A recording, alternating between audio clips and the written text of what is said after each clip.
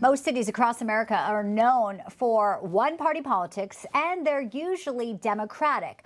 But in Florida, the city of Boca Raton has been making news for being a red city with a Republican mayor, and it's making waves and positive ones. Nestled in Palm Beach County, also home to Newsmax's headquarters, Boca voted for Trump by 13 points in the 2024 election. There's also no push for DEI. You can get plastic straws, drink water that has no fluoride, and there's plenty of police. No surprise then that Scott Singer, the Republican mayor, and his team keeps attracting major corporations with a $1 billion renovation happening at 30 acres in the town center. Meanwhile, taxes are staying low. Boca Raton is truly a city making a difference, a model for others.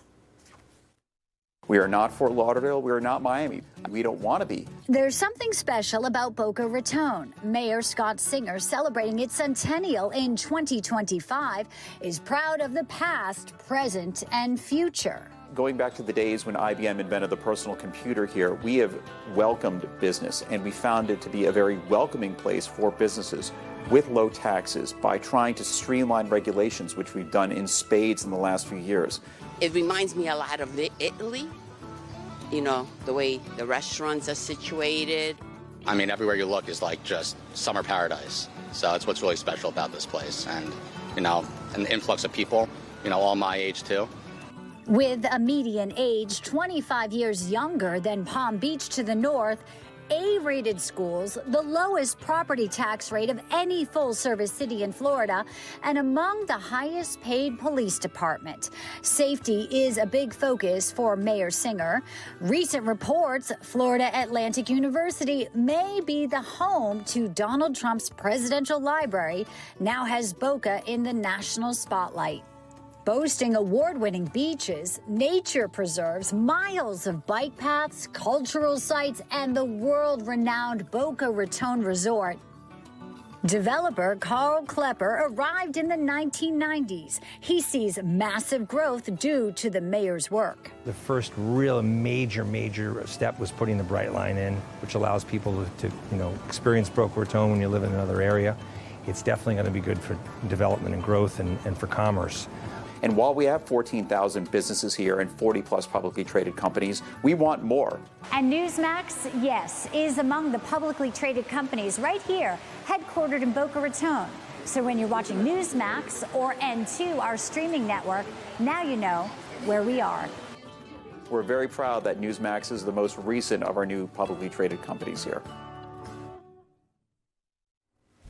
And joining me right now here on set, pleased to have the mayor of Boca Raton, Scott Singer. Welcome into Newsline, sir. Great to see you. Great to see you. Thank you. You know, we started off the piece talking about how Trump won 13 points here. It's red, it's hot. You have all this economic development, Mayor, but you also govern very logically. We talked about plastic straws, which you have a backstory of, and then also fluoride water, which some places now have to remove, but you don't have to deal with those things here. No, Boca Raton has the lowest property tax rate of any full-service city in Florida, and we've kept our government lean and our taxes low because we focus on real governance, getting the trash picked up, having world-class services at every level. We don't focus on other virtue signaling things. Several years ago, there was an initiative by one council member to ban plastic straws, which made no sense. We're going to have plastic everything else. You tell kids you can't have a juice box or chocolate milk. And there was also a disparate impact on the disability community. So we stopped that. Instead, we focused on common sense proposals to eliminate littering, to cut down on littering. We've never had fluoride in our water. 60 years ago, a mayor before me said there's plenty of other commercially available solutions.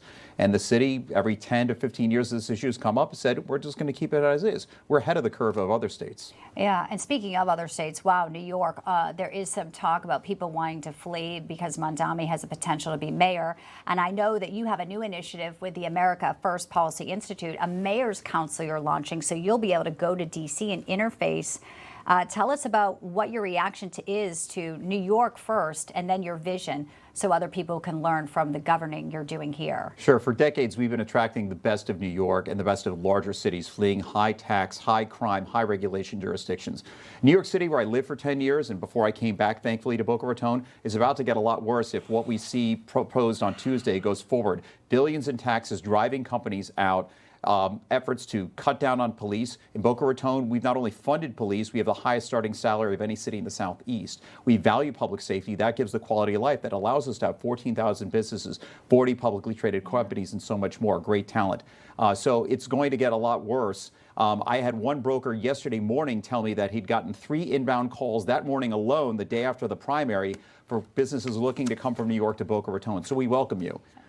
And in terms of the Mayor's Council, very excited, America First Policy Institute has put together a whole range of programs, Governor's Council, Attorney General Council. I pitched them on the idea of a Mayor's Council because we're really the leaders in the city where the rubber meets the road on the daily governance that affects us most. And it's great to get conservative ideas there and also articulate the conservative America First message on how it relates to successful cities. So look forward to working with my colleagues on that. Oh, incredible, Mayor Singer. And also, I think it really gets people who live here engaged in politics, starting at the grassroots level, and such a testament to the work you're doing. Thank you so much for being with us today here in studio. Thank you. All right, so there you have it, a success story.